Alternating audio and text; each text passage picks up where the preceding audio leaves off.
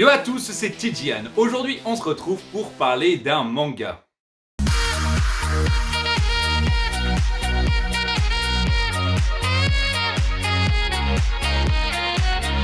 La plupart des gens connaissent Yoshiki Tonogai par sa patte graphique et par les dessins qu'il fait et les scénarios qu'il entreprend et qu'il crée dans ses mangas. Son manga le plus connu étant Doubt. Doubt qui a été connu par beaucoup de gens, principalement pour le concept déjà du manga qui ressemble un peu à une sorte de sceau, et au masque de lapin, à tous ces masques qui sont là dans le jeu.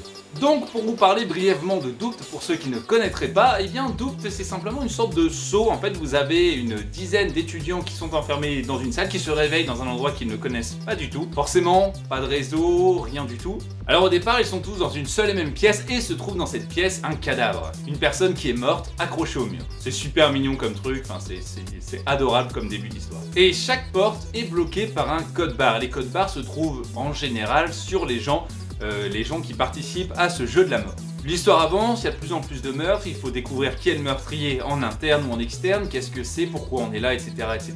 Et surtout, réussir à sortir et à survivre. Qui survit à ce jeu?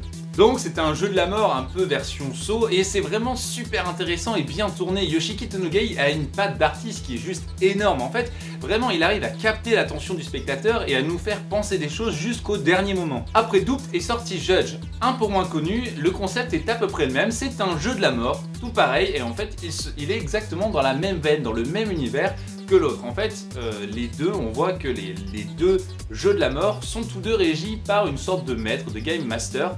Sauf qu'en fait, eh bien, on sait pas trop qui c'est, mais c'est là qu'on reconnaît que c'est dans le même univers. Pour ceux qui connaissent, ça peut aussi faire un peu penser à toute la série des King's Game. Dans ce jeu, pareil, une dizaine de personnes, presque tous avec des masques différents, et bien il me semble c'était toutes les 12 heures ou 8 heures, enfin, il y a un chrono à chaque fois, et au bout de ce chrono, eh bien ils doivent désigner une personne qui va mourir. C'est un jugement, la personne qui a le plus de voix meurt. Et un peu comme dans Koh Lanta, à la fin, il n'en restera qu'un.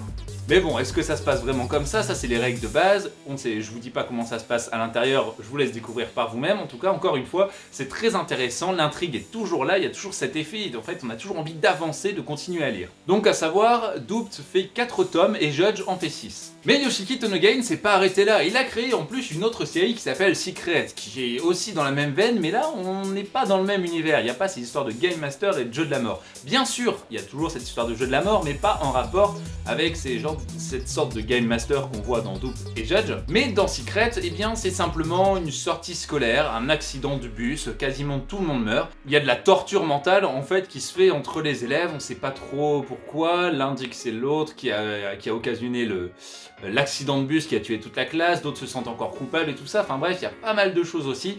Niveau psychologique, c'est très intéressant, c'est beaucoup de torture mentale, pour ceux qui aiment, bien sûr c'est un seinen, donc c'est plutôt sympa et bien fait. Et bien maintenant, Yoshiki Tonogai nous propose de découvrir Dead Company. Dead Company, c'est justement l'histoire de ces Game Masters, c'est-à-dire qui est derrière cette histoire. Ça fait quand même quelques années que Yoshiki Tonogai a arrêté de dessiner, enfin il n'a pas vraiment arrêté, mais qu'aucun manga n'est sorti. Et donc forcément, moi je me disais, on reste un peu sur notre fin. Ok, les histoires sont très intéressantes, mais on sait pas ce qu'il y a derrière. Et bien voilà. Alors là, je vais pas vous spoiler parce que je ne l'ai pas lu, je ne l'ai pas encore lu, je viens tout juste de l'acheter.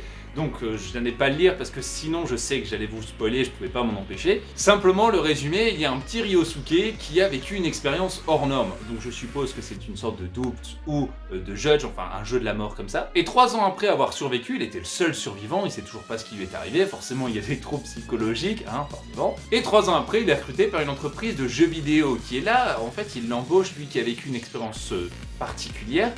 Il l'embauche même sans expérience pour eh bien justement qu'il fasse profiter de son expérience. Dans le jeu vidéo sur lequel il travaille, c'est simplement des joueurs qui doivent s'entretuer in-game bien sûr, et son but est de leur rendre la tâche la plus compliquée qui soit, qu'il y ait des tortures psychologiques, des tortures physiques, etc. Vraiment de rendre la chose la plus complexe pour les joueurs. Sauf qu'il finit par apprendre que eh bien il n'est pas simplement là pour faire un jeu vidéo, mais qu'il est en train de créer de vrais jeux de la mort, en fait, qu'il peut être le créateur du jeu comme Doubt ou Judge. Donc il est complice malgré lui. Et donc la vraie question qu'on peut se poser du coup, c'est maintenant qu'on voit le côté inverse, parce qu'en fait dans les autres mangas on voyait des gens derrière des écrans avec des masques de cheval, de lion, etc. Eh bien la vraie question c'est de savoir qu'est-ce qu'il va faire maintenant qu'il sait qu'il est coupable justement, qu'il est dans ces rouages-là et qu'il est en fait du mauvais côté du tableau, qu'est-ce qu'il va faire? Est-ce qu'il va essayer d'aider les joueurs? Est-ce qu'il va essayer d'être moins dans l'attaque et plus dans la protection des joueurs? Est-ce qu'il va essayer de cacher une porte de sortie pour que les joueurs la trouvent et puissent se sauver? Ou alors va-t-il se battre contre le système et essayer de renverser toute la Dead Company? On a des nouveaux masques, on a le masque de cochon, on a le masque d'oiseau, on a le masque de singe et tout ça, ça peut être très intéressant maintenant qu'on est du côté des bourreaux. Parce que justement, ce gars-là, c'est pas un bourreau, mais il est quand même du côté des bourreaux. Donc déjà psychologiquement, rien que l'histoire, la préface est super intéressante. Donc à voir ce qui va se passer dans la suite.